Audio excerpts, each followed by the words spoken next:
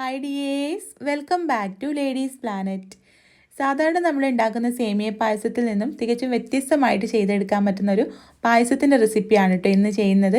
ഓണം സ്പെഷ്യലായിട്ടുള്ളൊരു അടിപൊളി പായസമാണ്. നമുക്ക് എങ്ങനെയാണ് ഇത് ഉണ്ടാക്കുന്നത് എന്നുള്ളത് നോക്കാം. ആദ്യം നമുക്ക് ഈ പായസത്തിലേക്കുള്ള പഞ്ചസാര ഒന്ന് കാരമലൈസ് ചെയ്തെടുക്കണം. അതിന് വേണ്ടിയിട്ട് അരക്കപ്പ് പഞ്ചസാര ഒരു കടായിലേക്ക് ഇതുപോലെ നിരത്തി ഇട്ട് കൊടുക്കാം.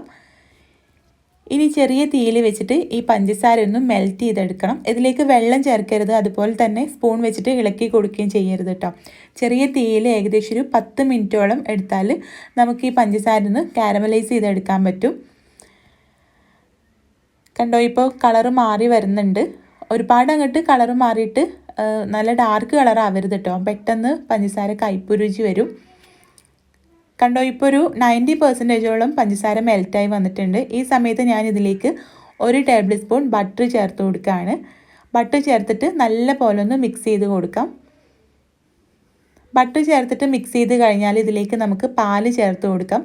ഞാനിവിടെ 3/4 ലിറ്റർ പാല് വെച്ചിട്ടാണ് കേട്ടോ, അതായത് 3 കപ്പ് പാല് വെച്ചിട്ടാണ് പായസം ഉണ്ടാക്കുന്നത്.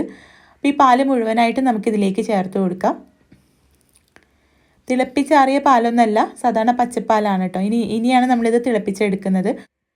പാല് ചേർക്കുമ്പോൾ നമ്മുടെ പഞ്ചസാര നല്ലപോലെ കട്ടിയായിട്ട് വരും. കണ്ടോ, ഇതുപോലെ ആയിട്ട് വരും. അത് കുഴപ്പമൊന്നുമില്ല. പാല് തിളച്ച് നല്ലപോലെ ചൂടായി വരുമ്പോൾ തന്നെ അത് മെൽറ്റാവാൻ തുടങ്ങും. അപ്പോൾ നല്ലപോലെ ഒന്ന് ഇളക്കി കൊടുത്തുകൊണ്ടിരിക്കുക. കണ്ടോ, ഇപ്പോൾ ഏകദേശം അത് മെൽറ്റായിട്ടുണ്ട്. ഇനി ഇതിലേക്ക് മധുരത്തിന് ആവശ്യമായിട്ടുള്ള പഞ്ചസാര ചേർത്ത് കൊടുക്കാം. ഞാനിവിടെ 3 ടേബിൾ സ്പൂൺ പഞ്ചസാരയാണ് കേട്ടോ ചേർക്കുന്നത്. ഒന്ന് മിക്സ് ചെയ്തതിന് ശേഷം ഇതിലേക്ക് ആവശ്യത്തിനുള്ള സേമിയ ചേർത്ത് കൊടുക്കാം. ഞാനിവിടെ 1 കപ്പ് സേമിയാണ് കേട്ടോ ഇതിലേക്ക് ചേർത്ത് കൊടുത്തിട്ടുള്ളത്. തിന്നായിട്ടുള്ള സേമിയാണ്, അതുകൊണ്ട് 1 കപ്പ് എടുത്തിട്ടുണ്ട്. സാധാരണ സേമിയാണെങ്കിൽ 3/4 കപ്പ് മതി കേട്ടോ. വറുക്കാത്ത സേമിയാണെങ്കിൽ ഒന്ന് വറുത്തെടുത്തിട്ട് ചേർത്ത് കൊടുക്കുക. ഇത് ഓൾറെഡി വറുത്തതെന്ന് പറഞ്ഞിട്ട് വാങ്ങിച്ചതാണ് കേട്ടോ.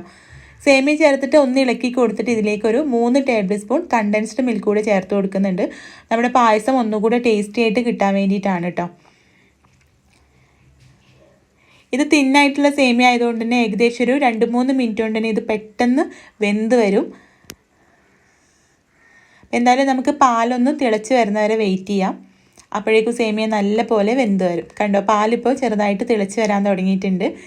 ഇനി നമുക്ക് ഫ്ലെയിം ഓഫ് ചെയ്തിട്ട് ഇതിലേക്കൊരു 1/4 ടീസ്പൂൺ വാനില എസൻസും കൂടെ ചേർത്തിട്ട് നല്ല പോലെ ഒന്ന് മിക്സ് ചെയ്തെടുക്കാം. തണുത്തതിന് ശേഷം അല്ലെങ്കിൽ ഇളം ചൂടോടെ നമുക്കിത് സെർവ് ചെയ്യാം. നല്ല ടേസ്റ്റി ആയിട്ടുള്ളൊരു പായസമാണ്. ഏകദേശം ബട്ടർ സ്കോച്ച് ഐസ്ക്രീമിൻ്റെ ടേസ്റ്റാണ് ഈ ഒരു പായസത്തിന്. നിങ്ങൾ ട്രൈ ചെയ്ത് നോക്കുക. ട്രൈ ചെയ്ത് നോക്കുന്ന സമയത്ത് ഫീഡ്ബാക്ക് അറിയിക്കാനും വീഡിയോ ഇഷ്ടമായിട്ടുണ്ടെങ്കിൽ ലൈക്ക് ചെയ്യാനും ഷെയർ ചെയ്യാനും മറക്കരുത് കേട്ടോ. അപ്പോൾ നമുക്ക് അടുത്ത നല്ലൊരു വീഡിയോ ആയിട്ട് കാണാം. താങ്ക്